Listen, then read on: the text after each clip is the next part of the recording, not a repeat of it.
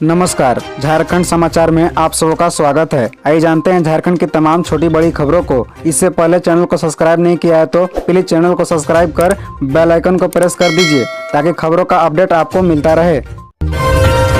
डुमरी के विधायक एवं मंत्री के रूप में पूरा नहीं कर पाते कार्यकाल। बता दें कि डुमरी विधानसभा सीट से जीते हुए 3 विधायकों को मंत्री बनने का सौभाग्य मिला, पर किसी ने कार्यकाल पूरा नहीं किया। इसे महज संयोग कहे या कुछ और। जगन्नाथ महतो के मामले में भी यही हुआ। बता दें कि डुमरी विधानसभा से विधायक चुने जाने के बाद जगन्नाथ महतो ऐसे तीसरे व्यक्ति थे जिन्हें मंत्री का दर्जा हासिल हुआ। यह दीगर बातें है कि इसके पूर्व जिन्होंने भी डुमरी विधानसभा सीट से विधायक बनकर मंत्री पद पाया, वे भी कार्यकाल पूरा नहीं कर सके। यह डुमरी सीट के लिए संयोग है या अभिशाप, यह तो समय ही बताएगा। बता दें कि वर्ष 2000 में झारखंड गठन के बाद पहली बार सरकार में डुमरी विधायक लालचंद महतो को ऊर्जा मंत्री बनाया गया, लेकिन वह भी महज 28 महीने ही मंत्री पद पर रह सके। इसके बाद 2019 में लगातार चौथी बार चुनाव जीतने के बाद जगन्नाथ महतो को स्कूली शिक्षा एवं साक्षरता तथा उत्पाद मद निषेध विभाग का मंत्री बनाया गया, लेकिन कार्यकाल पूरा करने से पहले इनका निधन हो गया।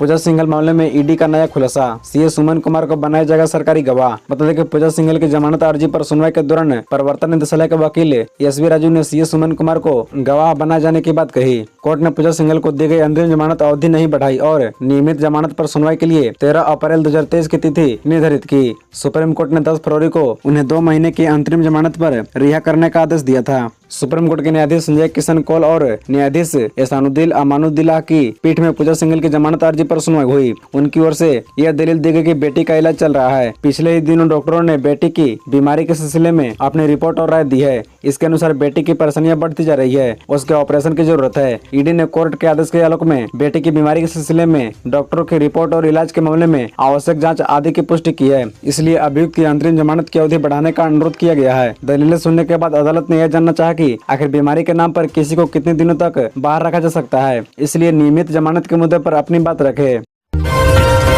अभी जेल में ही रहेंगे राजीव और अमित। कोर्ट ने खारिज की डिस्चार्ज अर्जी। दरअसल आपको बता दें कि मनी लॉन्ड्रिंग मामले में आरोपी वकील राजीव कुमार तथा कारोबारी अमित अग्रवाल की डिस्चार्ज अर्जी अदालत ने खारिज कर दी है। इससे दोनों की मुश्किलें बढ़ गई है। मामले में अब दोनों के खिलाफ आरोप गठन के बिंदु पर सुनवाई होगी। अदालत ने इसके लिए 19 अप्रैल की तारीख निर्धारित की है। कोर्ट ने 27 मार्च को दोनों के खिलाफ डिस्चार्ज अर्जी पर सुनवाई पूरी होने के बाद फैसला सुरक्षित रख लिया था। गुरुवार को ईडी कोर्ट के विशेष न्यायाधीश पीके शर्मा ने फैसला सुनाया। दोनों ने आरोप गठन से पूर्व मामले में अपने आप को निर्दोष बताते हुए अदालत ने आरोप मुक्त करने की अर्जी दाखिल की थी। अमित अग्रवाल ने 22 फरवरी को एवं राजीव कुमार ने 23 फरवरी को अर्जी दाखिल की थी। अमित अग्रवाल की शिकायत पर ही कोलकाता पुलिस ने राजीव कुमार को 50 लाख नकदी के साथ 31 जुलाई 2022 को गिरफ्तार किया था। 10 अगस्त को इस केस में रांची में ईडी ने मनी लॉन्ड्रिंग का केस दर्ज किया था। ईडी मामले में दोनों के खिलाफ चार्जशीट दाखिल कर चुकी है।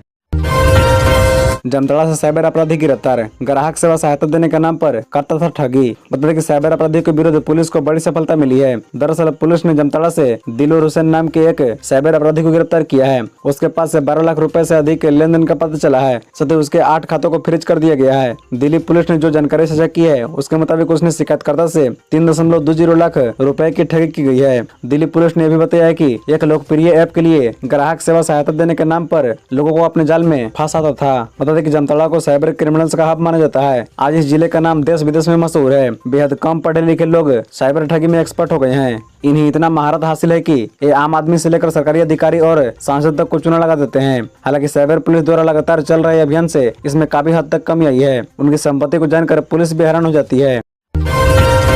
5 बैग में भरे 6.54 करोड़ रुपए लेकर हुए फुर। झारखंड में यूं पकड़े गए बदमाश। बता दें कि झारखंड के गुमला में बस से बरामद रुपए से भरे बैग का खुलासा हो गया है। बैग में कुल 6.54 करोड़ रुपए की बड़ी रकम थी। ये रुपए दिल्ली के एक स्वर्ण कारोबारी से चुराए गए थे। मामले में पुलिस ने 22 वर्षीय व्यक्ति को गिरफ्तार किया है। उसके बाकी 2 साथियों की तलाश जारी है। गौरतलब है कि गुप्त सूचना के आधार पर यह कार्रवाई की गई थी। बता दें कि झारखंड के डाल्टनगंज से ओडिशा से राउरकेला जा रही बस में सवार आरोपी को सुंदरगढ़ जिले में हिरासत में लिया गया। बस के लगेज के अपार्टमेंट में 5 बैग में रुपए रखे हुए थे। गुमला एसपी एहतेशाम अकरीब ने बताया कि बैंक अधिकारियों ने नोट गिनने वाली मशीन से रुपए की गिनती की। कुल 6.54 करोड़ रुपए बरामद हुए। इसे दिल्ली के करोलबाग स्थित एक स्वर्ण व्यवसायी की दुकान से चुराया गया था। एसपी ने बताया कि बैग से नकदी के अलावा सोने की एक चेन, सोने की 3 अंगूठियां और मोबाइल फोन भी बरामद किए गए। एसपी ने बताया कि रुपयों की गिनती में 5 मशीनें और 10 एसबीआई बैंक कर्मी लगाए गए थे। करीब 6 घंटे तक नोटों की गिनती की गई। बाबूलाल मरांडी ने कहा, राज्य सरकार में भ्रष्टाचार चरम पर है, हर ओर मची है लूट, ईडी कर रही है अपना काम। बता दें कि हेमंत सोरेन की सरकार में भ्रष्टाचार चरम पर है, राज्य में कानून व्यवस्था भी बिगड़ती जा रही है। हेमंत सरकार का कार्यकाल 3 साल से अधिक हो गए, लेकिन विकास कहीं नहीं नजर आ रही है। इस राज्य में नौजवानों को भी ठगा जा रहा है, नौजवान काफी निराश हैं, आंदोलन करने पर मजबूर हैं। यह बात राज्य के पूर्व मुख्यमंत्री बाबूलाल मरांडी ने गुरुवार को परिषद में प्रेस वार्ता में कही। उन्होंने कहा कि पूरे राज्य में कोयला, पत्थर जैसे खनिज संपदाओं को लूटा जा रहा है, यहाँ तक कि बालू को भी नहीं बख्शा जा रहा है। हर तरफ खनिज संपदाओं की लूट मची है, चाहे कोयले की हो या कीमती पत्थर की, यहाँ तक कि बालू की भी लूट हो रही है। सरकारी कार्यालय में भ्रष्टाचार चरम पर है, आम लोगों का काम नहीं हो रहा है। उन्होंने कहा कि भ्रष्टाचार और लूट के विरुद्ध ईडी अपना काम कर रही है। उन्होंने कहा कि हेमंत सोरेन ने चुनाव के समय नौजवानों को नौकरी देने के लिए बड़े बड़े वादे किए थे, लेकिन यह सब कोरा साबित हो रहा है। पंच तत्व में विलीन हुए जगन्नाथ महतो, अथेष्टि में पहुंचे हेमंत सोरेन, अंतिम यात्रा में उमड़ा जन सैलाब। बता दें कि झारखंड के शिक्षा एवं मद्य निषेध मंत्री जगन्नाथ महतो शुक्रवार को पंच तत्व में विलीन हो गए। बोकारो जिले के भंडारीदा स्थित पैतृक गांव में उनका अंतिम संस्कार किया गया। उनकी अथेष्टि में सीएम हेमंत सोरेन, स्पीकर रविंद्रनाथ महतो, मंत्री मिथिलेश ठाकुर, सत्यानंद भोक्ता, बादल पत्रलेख, राज्यसभा सांसद महुआ माझी समेत कई गणमान्य शामिल हुए। रांची से जैसे ही उनका पार्थिव शरीर पैतृक गांव पहुंचा, अंतिम दर्शन के लिए जनसैलाब उमड़ पड़ा। अंतिम यात्रा में शामिल बड़ी संख्या में लोगों ने उन्हें अंतिम विदाई दी। अथेष्टि से पहले शिक्षा मंत्री जगन्नाथ महतो की पत्नी से प्रभात खबर की टीम ने बात की। इस दौरान जगन्नाथ महतो की पत्नी कुछ बोलने की स्थिति में नहीं थी। रिश्तेदारों और पड़ोस की महिलाओं ने उन्हें घेर रखा था, उन्हें ढांढस बंधा रही थी। सुबह से लोगों का उनके घर आना जाना लगा था। झारखंड मुक्ति मोर्चा के कदावर नेता जगन्नाथ महतो टाइगर के नाम से जाने जाते थे। बता दें कि पिछले दिनों अस्वस्थ होने के बाद बेहतर इलाज के लिए एयरलिफ्ट कर उन्हें चेन्नई ले जाया गया था। कुछ दिनों से उनका वहाँ इलाज चल रहा था। इसी दौरान अचानक उनकी तबीयत और बिगड़ती चली गई और गुरुवार 6 अप्रैल की सुबह करीब 6:30 बजे चेन्नई के एमजीएम अस्पताल में उनका निधन हो गया। खबरों से जुड़े रहने के लिए चैनल को सब्सक्राइब, वीडियो को लाइक एवं एक दूसरे से शेयर जरूर करें।